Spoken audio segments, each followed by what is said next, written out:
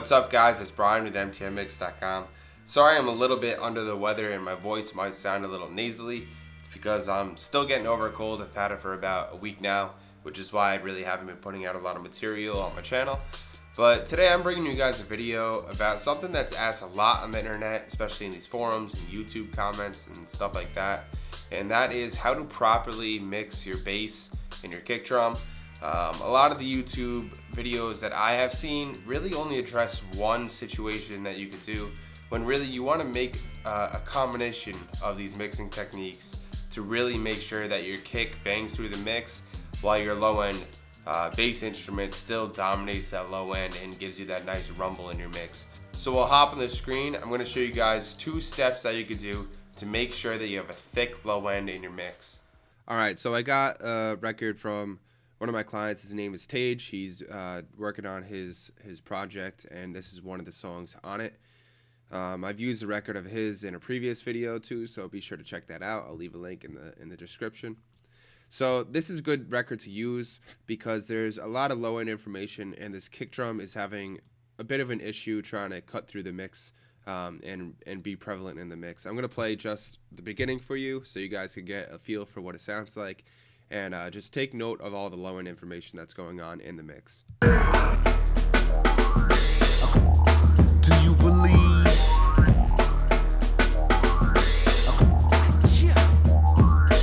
How my own man on mine, never mirror your Teflon interior. Alright, cool. So you could hear just with this sub and this kick that there's a lot of low-end information. Here's the sub by itself. It's just a constant sub, and then the kick is just you could see it's in little sections. So you can see right there. So we're gonna just bypass some of the things that we have up right now. The first thing that I had on the kick is a transient master. This isn't really necessary. You could get away with just using compression, but this just speeds things up a little bit. All it does is makes it so that way the transient hits a little bit harder. And all you do is just boost this attack knob. You can change the sustain and the gain, but I just boosted the transient a little bit. This plugin isn't really necessary for what I'm going to be showing you guys, but it is a cool little thing to have. It's by Native Instruments. So the first thing that I want to bring up is an EQ. You can see right here I just have a notch and a boost. And all I did really, I'm going to turn this guy off for now. For this boost, all I did was just sweep the frequencies until I found the good frequency that really knocked with the kick drum, the frequency that brought out the attack of the kick drum and kept a lot of the body of the kick drum. So really where the kick drum is living the most in the mix. So I'm just going to play it for you guys. Oops, turn that guy over here. That guy's off, so it doesn't really matter. But I'm just going to play it for you guys, and I'm going to sweep, and we'll be able to find where that kick drum's living.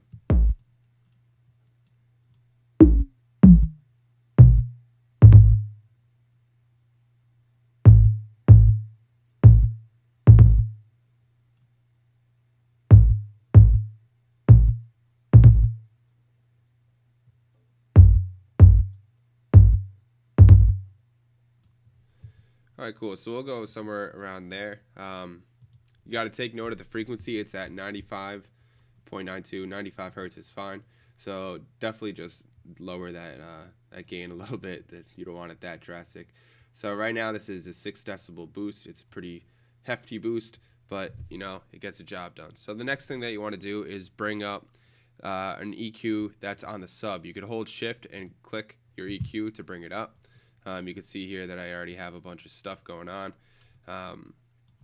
Don't worry about this roll off. It's just getting rid of some of that high-end hiss. There's nothing really going on up here anyway. And then this cutoff is just getting rid of some low-end information that the ear can't even really hear regardless. It's at 14 hertz. So what you want to do now is you want to complement this boost with a cut in the sub. So what that is doing essentially is creating a little space for the kick drum and notching that out in the sub. So you want to go over to 95.921 hertz and just bring that over here. What did I say, 95? Yeah, 95. And just give it a cut. So that way you have a little space in the mix right here for that kick drum to live. So the next thing that you want to do is the same thing for the sub. You want to find that, you want to take a frequency band and sweep until you find a frequency where the sub lives in. So I already did that. I'm going to unbypass this and I'm going to solo out the sub. We're going to keep this information right here. Oops. We're going to keep this information right here, and we're just going to sweep, but we're just going to take note that around 53 hertz is where that it's going to be living. So let me play this for you and we'll sweep it out.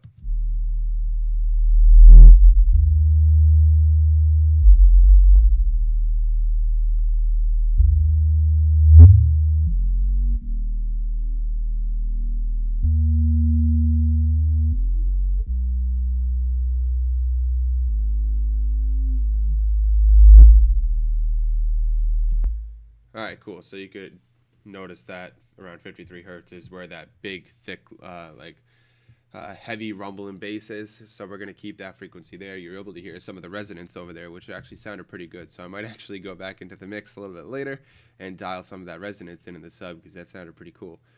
So what you want to do now is just dial that boost a little bit so it's not so drastic. Right now it's, again, a 6 decibel boost. Now you want to go over to your kick drum. It's just back and forth between the EQs. You want to go over to your kick drum, turn that band on, and compensate for that boost in the sub by making a notch at that same frequency on the kick. So right now the kick has this boost at 95 and a cut at 53. Meanwhile, the sub has a boost at 53 and a cut at 95. So it's just opposite of each other.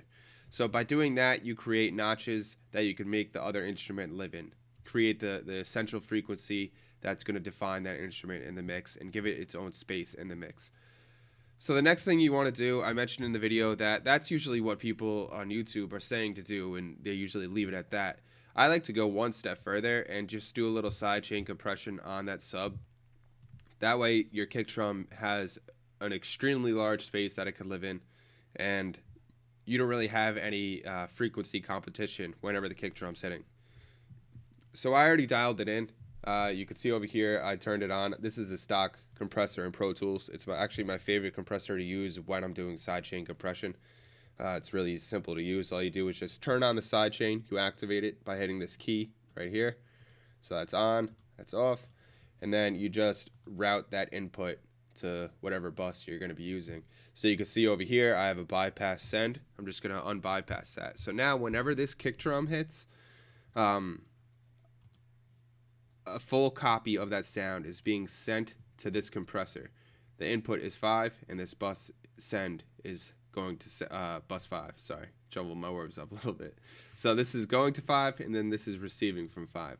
So whenever the kick drum hits, this compressor is going to turn on. And I already dialed this threshold in. All you really have to do is just mess with the threshold a little bit, attack and release. Usually everything else is pretty good. You don't want to do super hard ratio unless you're going for like some of that lo-fi kind of sounding hip-hop beats. But for this, this is plenty, more than enough. Just a 3.0 ratio with a somewhat fast attack and a somewhat fast release, and then just dial that threshold in. So I'll play it for you. I'm going to start with the bypass, and then I'll unbypass it in a little bit.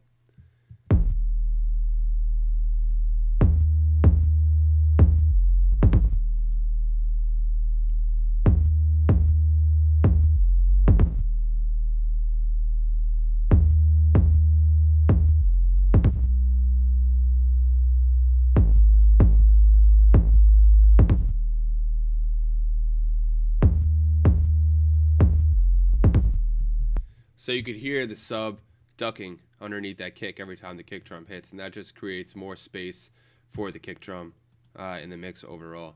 So you could see up here as well, I threw a bunch of EQs on all these things because there's a lot of low-end information going on in this mix, and it was hard to hear that kick drum in the beginning without boosting the volume of it too much. So there you have it. I hope you guys learned something. If you have any questions, you can leave it in the comments. I'll be sure to leave my email in my description if you have anything a little more in-depth and you need an answer right away.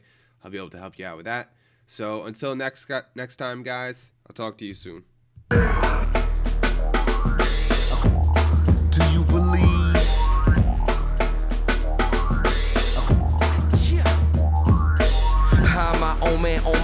never mirror ya. Teflon interior, serious as Syria. Pedaling on my 10 speed with 6 cylinders. Mommy, you fooling yourself, they not real as us. Don't pay me, then don't pay me no mind. Hating on me, there's no pettier crime. That's like Jay walking in the projects, I don't see it no more. It's like you ain't Jay